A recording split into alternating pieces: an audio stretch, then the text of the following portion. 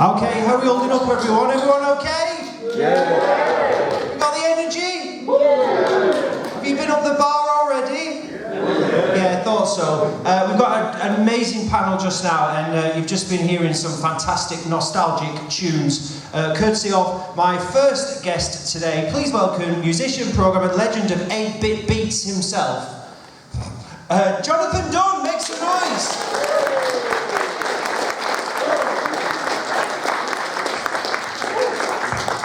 There we go. One more for luck. There you go. Thank you. 1, 2, 2. I saw Rob Hubbard this week, last month, and he looks a lot older than always you have do. a backup. There we go. Right, there we go. Thank you very much. Yay! Come on, make some noise. Okay, so when I met Jonathan this morning and he came in, I was playing your tunes, wasn't I? Yeah. And you went to me, oh God, turn them off.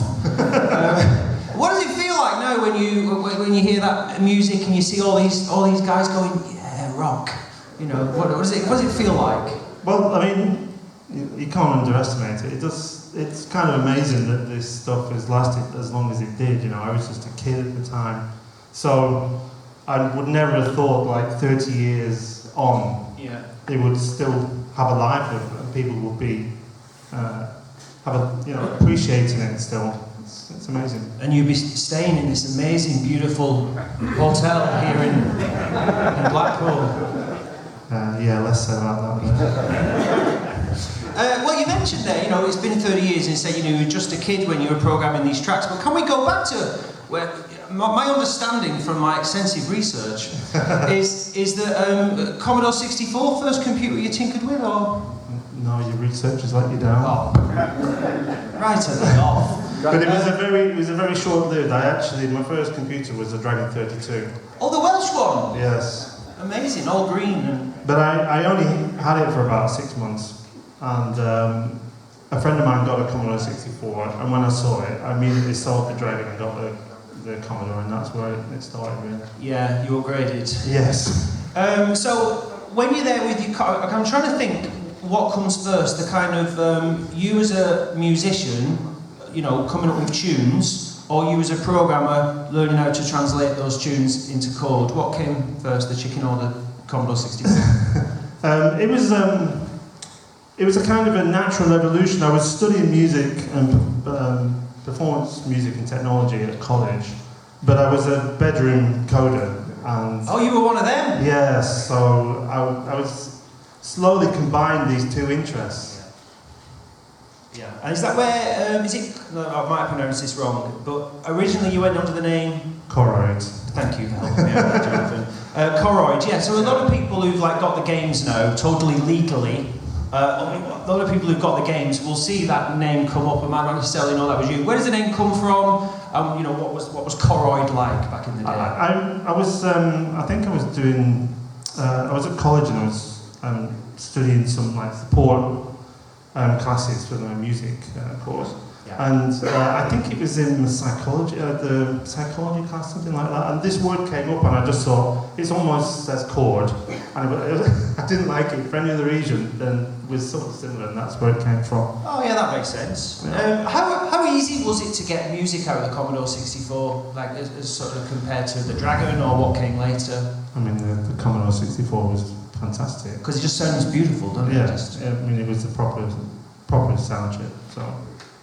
So your first demos that you put together, if I can imagine, so you're there, what age are we now then when we're... 17. Yeah, and you're putting demos together, you're sending them out to...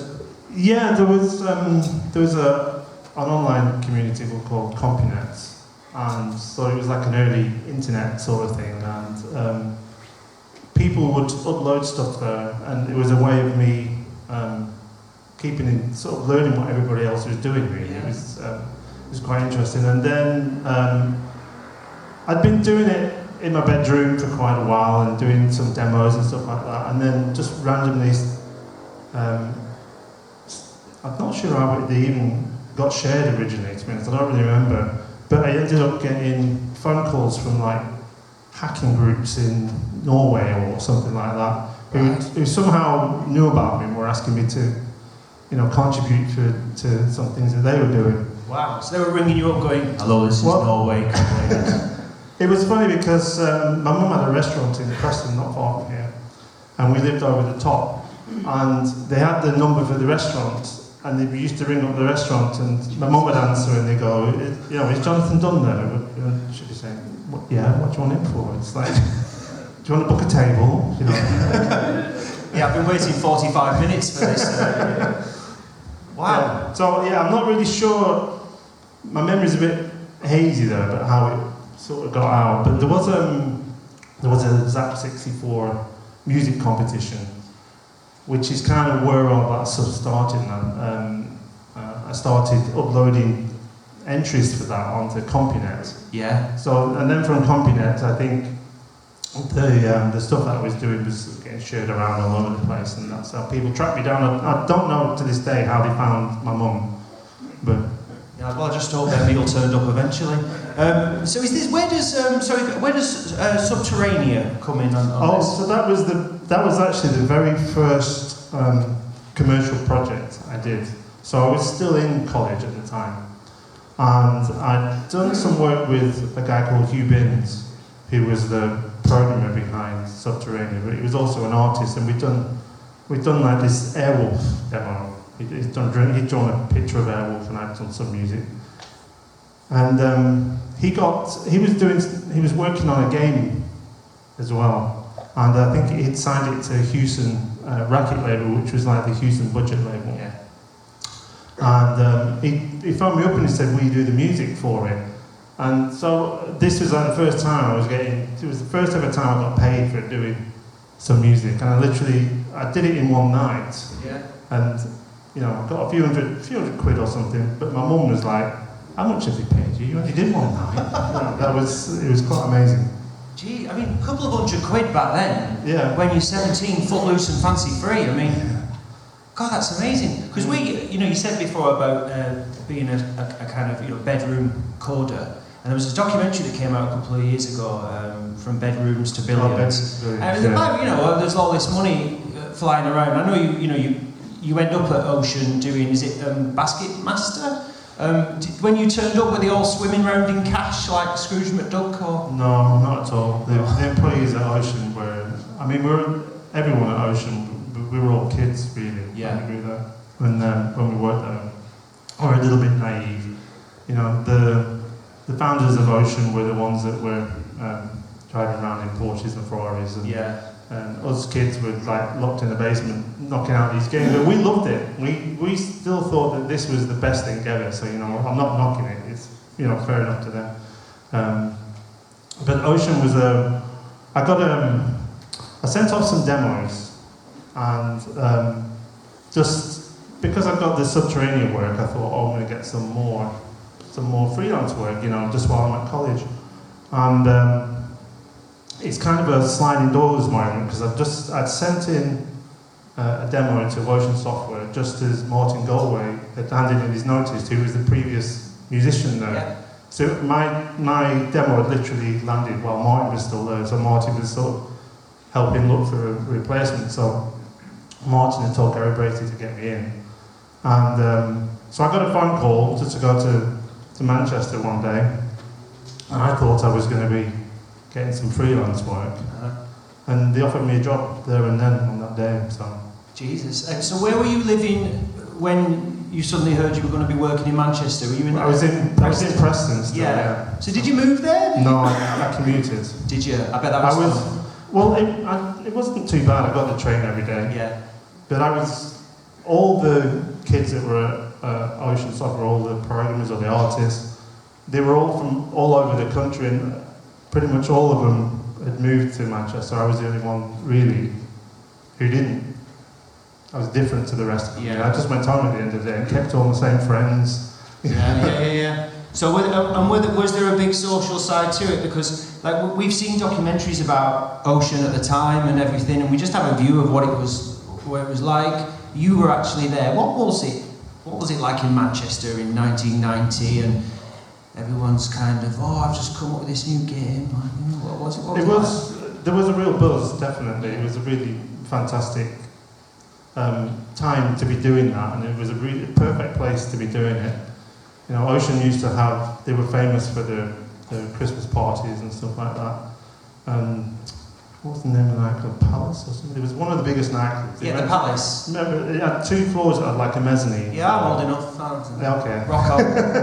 And like, you know, they would do stuff like they rented the whole top floor of that, and then they got the Yang Sing, which at the time was like the #1 Chinese place. They did all the catering. It was like, you could order anything at the bar, like a bottle of champagne, whatever you wanted. You know, it was that kind of like, you know, Ocean were doing fantastic, and they weren't shy of like, you know, put us up in hotels in Manchester, so nobody had to go anywhere. And did the bosses turn up in helicopters and all that, like what we've seen? No. No. Okay. So we're talking about Ocean, so we've got to talk about Platoon, if that's okay. That game did very well, and you know, you're working then on like a massive film franchise. You've been written about in Zzap 64, which presumably you were a reader of because you went. Yes. What was?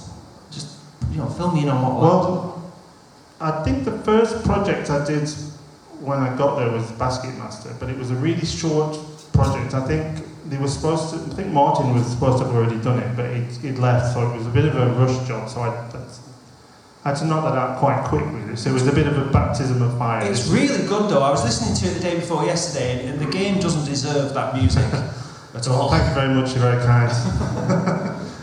But yeah, so Platoon was the first sort of project I had really at Ocean Software. So this was like, you know, an opportunity for me to make a mark, if you want, if you like. So yeah, I was really pleased. The thing with Ocean games, as you probably all remember, is that they were all with multi-loaders. So it wasn't just one tune for a game. It was like 6 or 7 pieces of music for a game. So at the time, you know, we didn't have a lot of time to knock this stuff out. So it was a good project though. I liked it. So I don't know if you know this, but Platoon was voted, just some more of my research here. Okay. Was voted one of the best Commodore 64 tracks of all time. Did you know that? I think I've heard that before. Oh, forget it.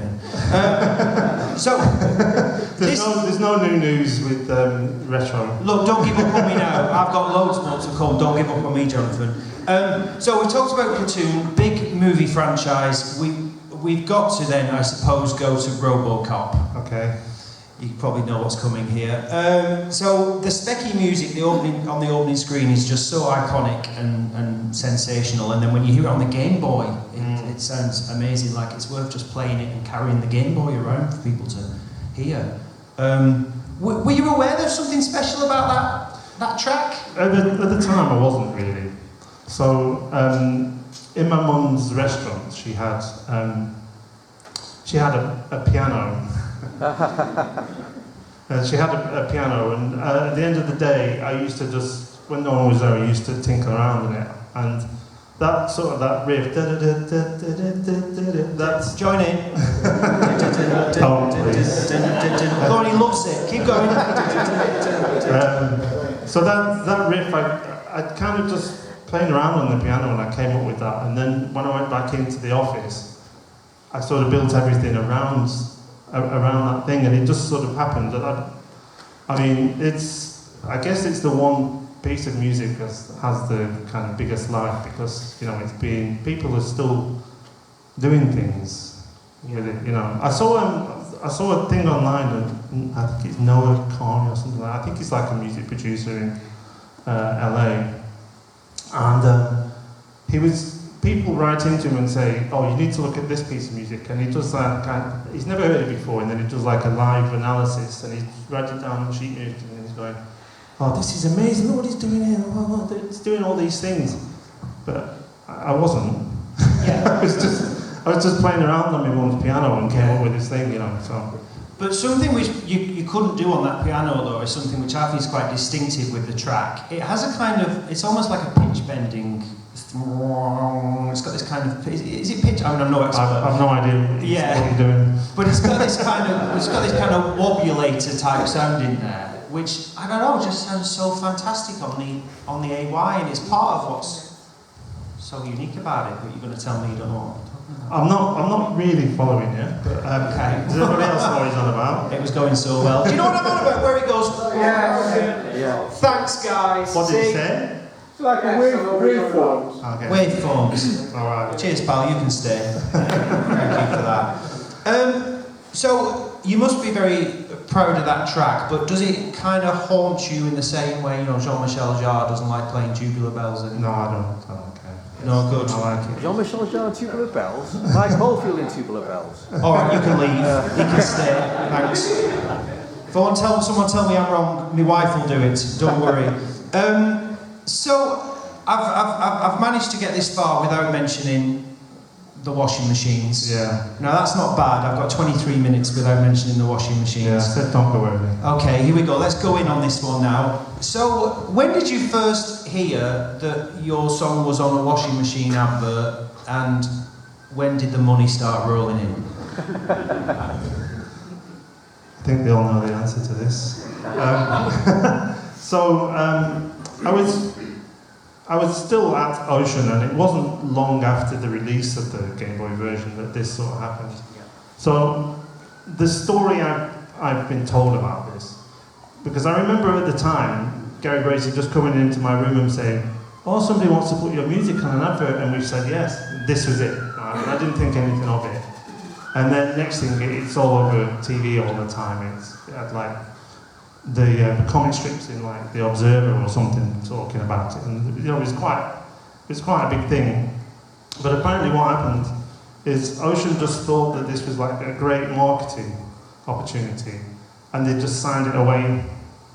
Ocean didn't even get any money for it. Wow, okay. So nobody got any money for it.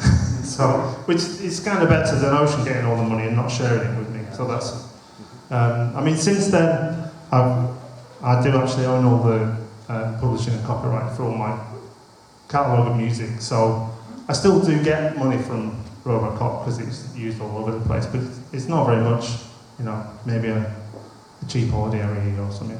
Maybe a nice weekend at the Norbrick. I think you could probably just about stretch to that. Did they? I don't know. Did they send you a washing machine or? No, I didn't get anything from Aristotle. Okay. Well, I'm sure if you went on eBay, you could pick one up. So. You're working simultaneously on the Commodore 64, the ZX Spectrum. I know we've got some people here who are into this. What was the difference between working on the AY chip versus the SID chip? Like, what was the pros and? I mean, the SID chip was much more advanced. Really, it was like a proper synthesizer. But the Spectrum, I'd never worked on the Spectrum at all before going to Ocean, and one of the requirements in my job is when I first started, I was just a Commodore 64 musician, and then suddenly I was like, "Oh, we need this on the Spectrum, but you can do it, can't you?" It was literally like that. So I used to, because all the music was done in assembler, and all the music was typed into data statements, you know, like C4 for 2 frames, all this kind of stuff. So, and back then we didn't have any way of automatically porting stuff to different machines. So I would literally take these data statements, copy them to the Spectrum version, and then go through making them work. Yeah. Because it was a totally different driver, it was much more limited, you only had square waves. You had a better noise channel on the Spectrum. And the Spectrum had a sort of a unique sound that I learned to love a bit, really. It's something, you know it's a Spectrum kind of thing. The AY chip was sort of like that. Yeah, it's almost like the SID's got a kind of fuzzy sound, and the AY's a bit more boingy. Yeah. So 1990, you start working on these fancy new 16-bit machines, Amigas, Atari STs. When they arrived, were you like, yeah, get in? Well, I never really did that much on the Amiga and ST. I did a little bits of stuff. I never did Operation. Yeah, I know I worked on them. I never did any coding on them, and we were using, I can't even remember where the drivers came from. I mean, the ST was different because it was basically an AY chip and Spectrum. But we had some samples and stuff. But I only did a few, and they sort of passed me by a little bit, really. Because I think at the time, because Ocean was we didn't really have any people in-house to do all the Amiga and ST versions of these games anyway. Most of the guys were still doing Spectrum and Commodore stuff. So they just started using external teams a bit more. So they were also doing the music, if you like. And was that the same case when the SNES came along and you were doing things like, you know, Adam's Family and stuff? Was that? Well, no. By the time the SNES came along, like the guys that were then working on the Spectrum and the Commodore 64, they were ready for a change. So they were sort of encouraged to move on to the SNES version. So Adam's Family was the first project I did on the SNES.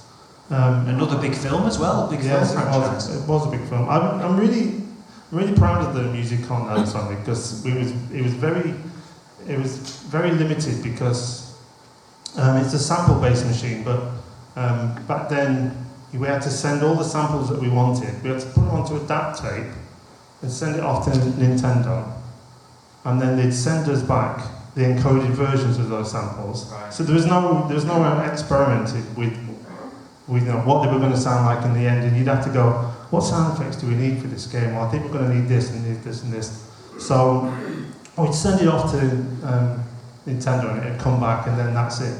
Because it was such a long process that you just had to work with what you had. Did you have to develop? I read somewhere you had to develop an actual sound driver for the. Yeah, I ended up.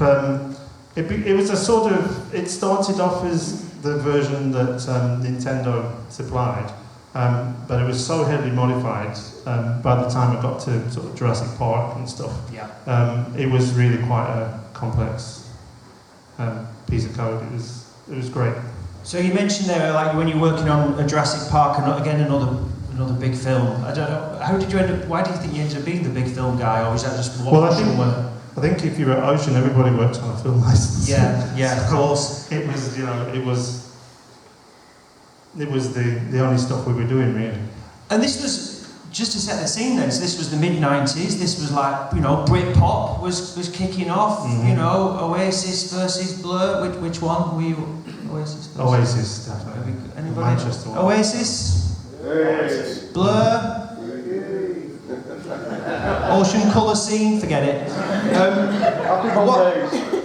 But I only bring that up because in the UK at that time there was a big thing about British culture, British music around the world, and you were sort of intrinsically tied into that boom. Yeah, but without knowing about it, this is kind of like this anonymous subculture that's going on, you know, all these kids that are growing up with games and stuff, where this was beyond Oasis. They didn't even know what they were probably at that point. They might have had a Nintendo or something, but they've gone beyond it. So yeah, we were part of something which was, you know, that's why it's still going. That's why all this stuff happens, you know. You were in the. You were telling me earlier that you've been into the hall. When you see a Spectrum sitting there or Commodore 64, do you have the same nostalgia around these machines, or do you see them as a tool? Like how do you feel like nostalgically about it? No, I do feel nostalgic about them, definitely. I don't have a Commodore 64. I don't know what happened to my Commodore 64. Over the years, I've moved a few times and, you know, it just became not that important, so I had no idea where it ended up. I wish I'd kept it, I really do. You know, it would have been fantastic. Would have liked to have kept my Sidget, definitely, to put into something else. Yeah, wire it up and make it some sounds. I have, it's called a MIDI box. And it's got 4 Sidgets in it, and I use this as an actual musical device still. Oh, cool. Yeah. I think I'm assuming there was a big difference when you were sort of at the turn of millennium. You start working on is it Aqua on the PS2? Aqua, yeah. Was that more? You're not well. Explain to me the process, how music changed in games. Yeah, I think this is for me sort of like game music career-wise. This is where I sort of started having less interest in it because the streaming CD audio was just becoming the norm, and then this is something anybody can do. And for me, part of the challenge was to try and get these machines to do something they weren't supposed to do. It wasn't just the music; it was all of these things, and that was kind of disappearing. It's sort of coming back a little bit now. You know, with like like what Unreal's doing with meta sounds and this kind of stuff. It's interesting what you can, what you can do. There's also loads of, if you go on Steam, there's so many 8-bit and 16-bit style games that use chip tunes. Have you ever thought about, we'll talk about your sort of record label and the deep house stuff in a second, but have you ever thought in recent years about, maybe do some more of these chip tunes, because there's definitely... No. Okay. Sorry for that. That's alright, don't worry. It's in the past, so I don't get the same fun from it anymore. So unless I could do something different, and that would, it would really take a lot of time for me to do that, and I don't have the time to devote to something like that. Maybe when I'm retired, who knows? Well, let's talk about this then. So I mentioned about Aqua, and it's like a puzzle game, isn't it? But yes, it's like, if people remember Wetrix, it's kind of like a 3D sort of Tetris, and you would catch water, and you would build up the landscape with these sort of 3D Tetris type shapes. Yeah. And so I was actually the producer for Wetrix. This is kind of around the time that I sort of switched from doing music. I would produce the whole game, so I was really... I loved that whole project, and I loved working with John and Steve Pickford, who were the guys, so that was fun. Well, I ended up listening to quite a few of the tracks the other night. I was like, this is good, and I didn't realise it was called Deep House. Have I got that right? Well, no, I think the Aqua stuff, I didn't, there wasn't a label for that when I was doing it, but I think somebody said, oh, it's like liquid drum and bass. I was like, really? Is it? I don't know. But that was around the time, so... Because I was doing less and less music, and I was moving more into management in games and stuff, I still had, this musical. I needed to have a musical outlet, so this is where I started. When you got the studio. Yeah, I started doing house music and stuff. Yeah. Tell us about that. I mean, I did have a look, and there's 10 years worth of music that. Yeah. So I was kind of just doing this. I had a studio at home, and I was sort of doing this time, evenings and weekends and stuff like that. And it just started sort of developing and really growing. And then I got signed to a Chicago house label. Oh wow! And it was quite a big deal at the time. Guidance Records, they were called. And our first house track went out on Guidance Records. I actually went out to Chicago around this time as well, so it was good times. Yeah, and do you still have a passion for making music in that format? Yes, I'm still working on it. Cool. The new album is coming soon. I'm joking. It's not a Kickstarter, is it, John? No, it's not. Good lad. Okay, so I'm going to chuck some random questions at you. I'm no longer looking at my tablet. Okay, what was the worst game you ever did great music for? Well, the worst game I did... Yeah, so where you saw the game and you thought, this is terrible, but, let's rock the house. Chase HQ on the Commodore 64. Yeah. Rob says Chase HQ. Well, I think Chase HQ on the Commodore 64 is close. But the Spectrum version was awesome. Yeah. So, and I did good music for the Spectrum one, much better than the 64 one, so you could tell that it was, a bit more inspired by the game. What is the track you've ever put on a computer? Oh, God. I think some of the stuff I'm most proud of is the work I did for Jurassic Park on the SNES. Yeah.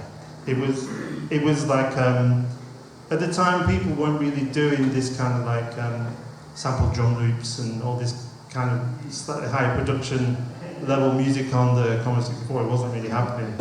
And from a technical point of view, we had some really interesting hurdles to get over because it was an open world game, and because the SNES basically had 64K RAM, and you had to transfer everything from the cartridge through the main CPU onto them. Okay, I'll keep it light. No, I'm interested. This is what we like. Keep talking. So you had to transfer all the sound data off the cartridge to the main CPU, and then you had a 4-byte interface between the sound CPU and the main CPU. So you had to transfer everything over these 4 bytes. So we were like, this is an open world game. So what would normally happen with a Nintendo game is you get to the end of the level and it loads everything else off the cartridge it needs for the next level. So we couldn't do this. We had loads of cartridge space, but we were limited to 64K. So we developed this system where we would actually the audio CPU and the data was sort of partitioned off. So I had like one area of the audio RAM where I could stream stuff to slowly. So as you were walking around the Jurassic Park island, when you go over into like one part, it would start streaming all the data for the next bit without anything stopping. Right, like a buffer. Yeah, like a buffer sort of thing. And nobody was doing that before, and it was really interesting. Yeah, it's just great. It's great to solve a problem, isn't it? Amazing. Quick question. This is just because later on today we've got Roland Perry on the stage at 3 p.m. celebrating 40 years of the Amstrad CPC. Okay. Any thoughts on the Amstrad? Did you ever? I didn't see any games that you did. Well, no, I did a lot of stuff on the Amstrad, but for me it was basically a Spectrum. I'm just looking at our Amstrad fans. Are we okay with that? No, but audio-wise, I never did anything different than I did on the Spectrum. Yeah, you should the same. Yeah, you know, we didn't, like I said before, we didn't really have any time. You know, we were knocking this stuff out in 2 weeks. It's not like now, you know. Yeah. Like I'm working on a game now, and we've got 4 years before we even go to early access. You know what I mean? Wow. Big team, it's different. Like then it was 2 weeks, 1 month. You've got to get it done. So. I'll chuck a couple of game names at you. Give me your instant reaction to these titles, and then we're going to come to you guys. Voyager on the Amiga. Okay. I did find an Amstrad one. WEC Le Mans on the Amstrad CPC. I like doing the Le Mans stuff. That was interesting. Cool. Flintstones the movie. I think if I remember, the other musician, Keith Tinman, did most of that stuff. And then he was going on holiday and he hadn't finished the project. So I think really quickly I had to come in and like do 1 or 2 tunes at the end of it. So Yabba do. Target Renegade on the Specky. Well, I didn't do Target Renegade stuff, did I? You did 64, you did. Was it the 64? Well, I'll take that as a half mark on my behalf there. Target Renegade on the Commodore 64. I thought it was Gary Biasillo because he did his own music, right? Target Renegade? Oh no, Target Renegade. I'm thinking of something else. Yeah, Target Renegade. So am I right? You are right, yeah. Phew.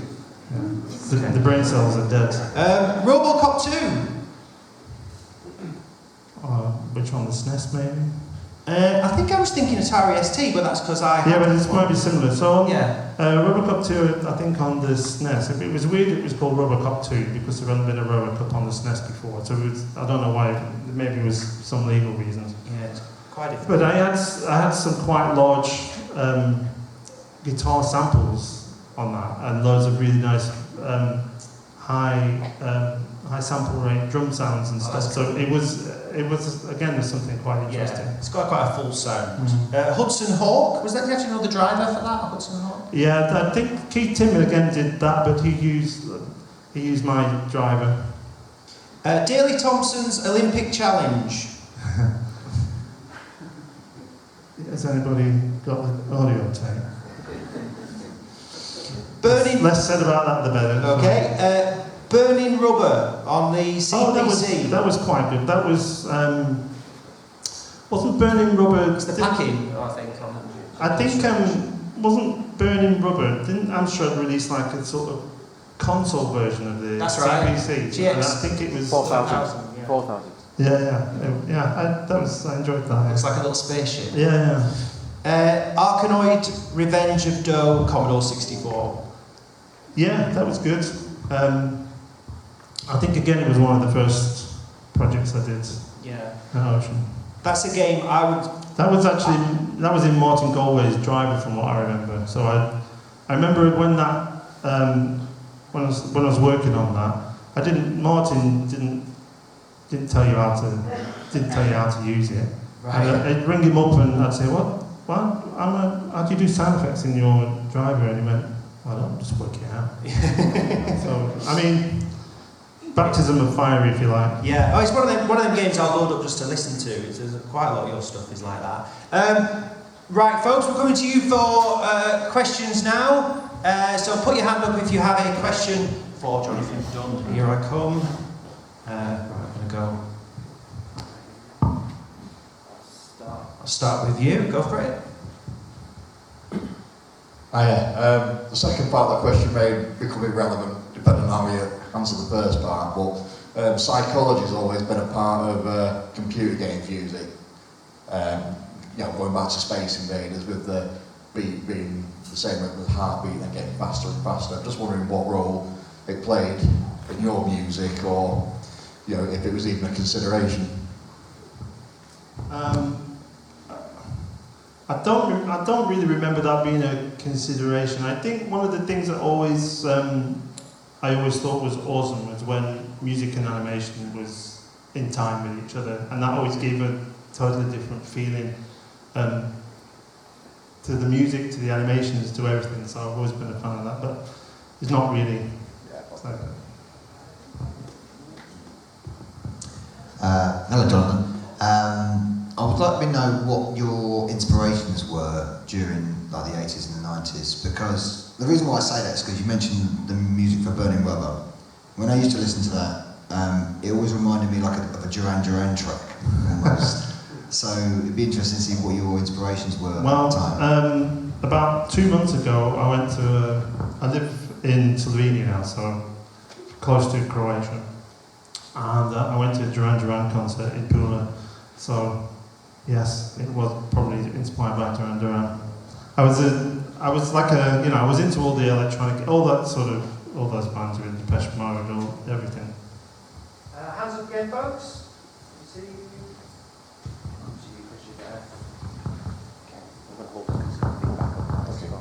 I've got a couple of questions actually. I didn't know you did a Chicago house, because I used to go to Hacienda twice a week. All right. And I've got a book signing this Wednesday if you want to go there. So I'm really amazed by that. The other question is, Martin Galway is apparently a bit of a stuck-up because of his uncle. I think, is it John Hare saying something about that? He just wouldn't really talk to anybody. So my question is about, was he really stuck-up? And secondly, I always found, I'll answer this one because, okay. So I always found Martin really nice, to be honest. I didn't probably have to work with him on the level that John Hare had to work with him later, so maybe that's one of the differences. Because one of the things back then was, if there was a bug in the game, it was always the audio driver, it was always the sound engine, it was always the audio guy's fault. So I'm pretty sure that John Hare would always blame Martin if something wasn't working. Did you used to get a brief for games as to what sort of music they wanted, or was it always up to you? Well, it's crazy really, because I just did what I wanted, and sometimes it was the most ridiculous music. Like the Robocop stuff is a prime example of that. I mean, it's a Robocop game, and this is quite an emotional piece of music. It didn't match at all. But I guess I was sort of young and arrogant. I just did what I wanted. I mean, you probably wouldn't be able to do it now, you know what I mean? So yeah, we didn't really get. Sometimes we got the sheet music if we were doing arcade conversions and things. So that, then it was, then you had to follow it. But we never did licensed music from the films. But that was purely for financial reasons, because Ocean would have to pay more and they didn't want to. Hi, I guess part of the kind of 8-bit element of creating music, has been able to do sound design and experiment with sound and creating new sounds. What was your approach to that, and was that an element that you enjoyed? So you're talking about particularly the sound design and what? Yeah. That was, like I said earlier, that was really one of the important factors for me. And the sound, trying to make the computer do something and create a sound that you hadn't managed to get it to do before. That was always the inspiration for me, trying to, or hearing like, you know, a Robocop track and go, how did he do that? You know, and then having to sit down and work it out. And then try and take that idea and make something more. So how the sounds were was quite important. Hands up, anyone? Hi Jonathan, I just wondered what your favourite Commodore 64 music track is and and game. What's your personal favourite? Well, the very last, because so there was quite a big period on the Commodore 64 where I was using sound developed by Paul Hughes, and the very last game I did was Total Recall, and that was the last incarnation of my own driver, which was actually, I was really happy with it because it was doing some really kind of cool wave shaping stuff, and the way that you actually entered the data in the assembler to make it interesting, make it all happen, was really interesting. But it only got used on Total Recall, so it was it's a shame.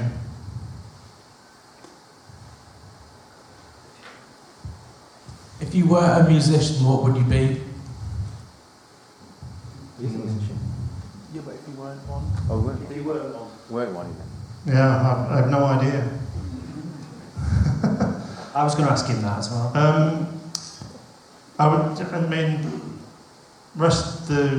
Our family business is restaurants and stuff, so I probably would have ended up in my mum's place.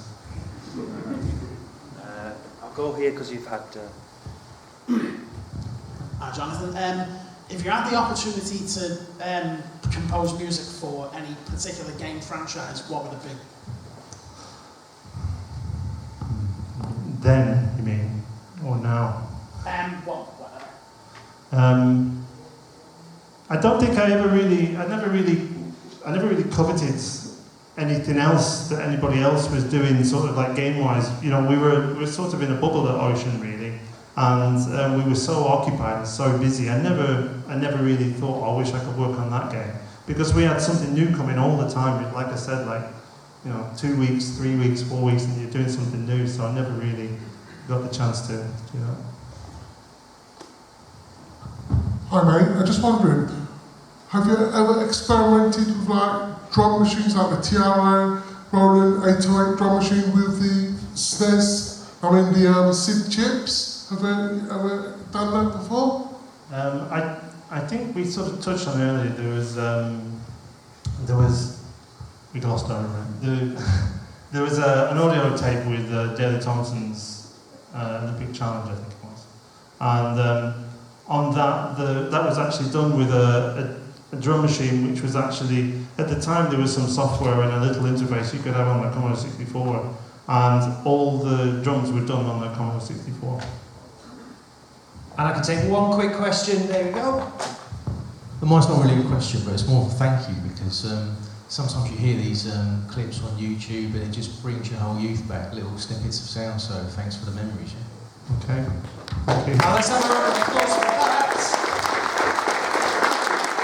And let's also have a round of applause for 8-bit Supremo. What a guy, Jonathan Dunn.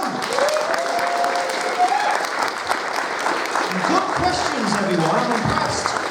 Right, folks, get yourselves back here. We've got a big one at 3 p.m. We've actually got Roland Perry. That's the man that Alan Sugar said you're hired to. Roland Perry, designer of the Amstrad CPC, is here at 3 p.m. and back at 4:30 for John and Brenda Romero. Enjoy the rest of your day.